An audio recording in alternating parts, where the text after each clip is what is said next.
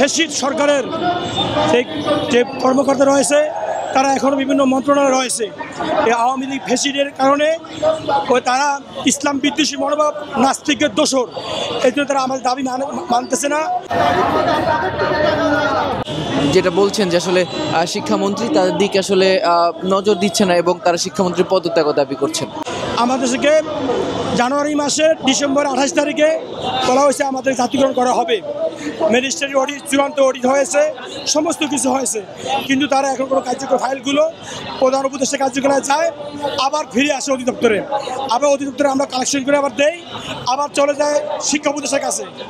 আমরা মনে করি আমরা এই শিক্ষা উপদেষ্টা উনি ইসলাম বিদ্বেষী, এই জন্য আমাদের দাবি পূরণ হচ্ছে না।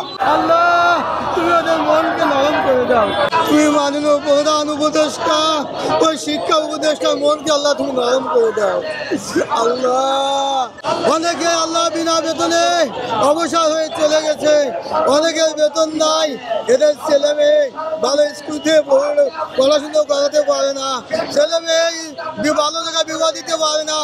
আল্লাহ, কলেজের ব্যক্তিদায়ী শিক্ষক কি, ওদের তো বেতন নাই।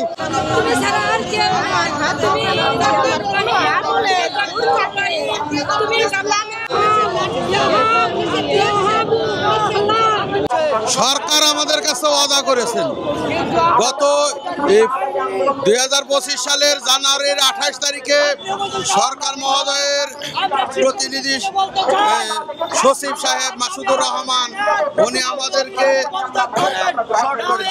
উনি আমাদেরকে বলেছেন স্বতন্ত্র ইবতেদায়ী মাদ্রাসা 1519টি মাদ্রাসাকে জাতীয়করণ করবে এবং পর্যায়ক্রমে অন্যান্য মাদ্রাসাগুলোকেও এমপিও থেকে জাতীয়করণ করবে, কিন্তু অদ্যাবধিও এ পর্যন্ত একটি মাদ্রাসাও জাতীয়করণ করা হয়নি। প্রধান উপদেষ্টার নিকটে আমাদের 1519টি মাদ্রাসার যাচাই বাছাই করা তালিকা রয়েছে, সেই তালিকাও 3 মাস ধরে রয়েছে, এ পর্যন্ত সেইগুলো জাতীয়করণ প্রজ্ঞাপন জারি করা হয় নাই।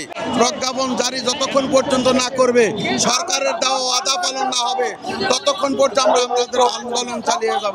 আপনারা বলছেন আমরা আর কিছু বলছি, আমরা তো যাইতে চাচ্ছি না, আটকেছেন, মানা দিচ্ছেন, আমরা যাই নাই, আজকেও আছি স্যার।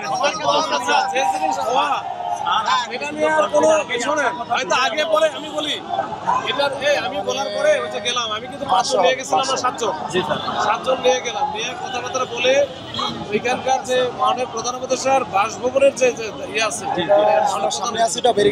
ওনার সাথে কথা বলা দিলাম, ওনার সাথে মিটিং করাই দিলাম, মিটিং করলো, ওরা আপনাদের বুঝাই দিল যে এই বিষয়গুলো এই অবস্থায় আছে, আপনাদেরটা নিয়ে টেনশনে কোনো কারণ নাই, এটা হবেই। দীর্ঘদিন অবস্থান করে আমাদের হাতে করে পয়সা করি নেই, সময়ের পর দিনের পর দিন চলে যাচ্ছে, যাতে আমরা অল্প সময়ের মধ্যে আমাদের দাবি আদায় করতে পারি, যার জন্য আমরা আজকে মাঠে নামেছি। কারণ আমাদের কথা উপর আল্লাহ শুনতেছে না, যার জন্য বাধ্য হয়ে আমরা মাঠে।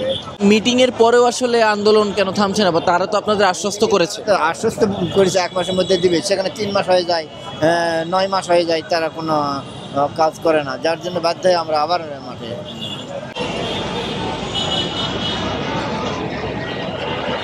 জাতীয়করণের দাবিতে কিন্তু ইবতেদায়ী মাদ্রাসার যারা শিক্ষক রয়েছেন তারা কিন্তু আসলে আন্দোলন করছেন এবং বর্তমানে প্রেস ক্লাবের সামনে বা পুলিশ এবং ইবতেদায়ী মাদ্রাসার যারা শিক্ষক রয়েছেন তারা কিন্তু আসলে মুখোমুখি অবস্থায় রয়েছেন। তাই গেছিলেন, কি সিদ্ধান্ত হইল?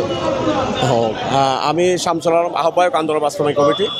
আজকে আমরা 17 সদস্য প্রতিনিধি টিম শিক্ষকদের মধ্য থেকে আমরা শিক্ষা উপদেষ্টার কার্যালয়ে আমরা গিয়েছিলাম। তো শিক্ষা উপদেষ্টার কার্যালয়ে যাওয়ার পরে তারা আমাদের সঙ্গে তো দেখা তো করেই নাই এবং আমাদের যে সৌজন্যমূলক আচরণ সেটাও আমাদেরকে দেখায় নাই। এই জন্য আমরা খুব মর্মাহত। আপনাদের সঙ্গে আমরা শুনেছি যে শিক্ষা উপদেষ্টা মহোদয় অসুস্থ, কিন্তু অসুস্থ থাকলেও কিন্তু তার তো প্রতিনিধি ছিল, তাদের প্রতিনিধি ডেকে আমাদেরকে বসে একটা সান্ত্বনা বা একটা কথা বলতে পারতো। আমরা পরবর্তী সিদ্ধান্ত, আমরা এই অসৌজন্যমূলক আচরণের কারণে আগামীকালকে আমাদের 11টা বিক্ষোভ মিছিল আছে।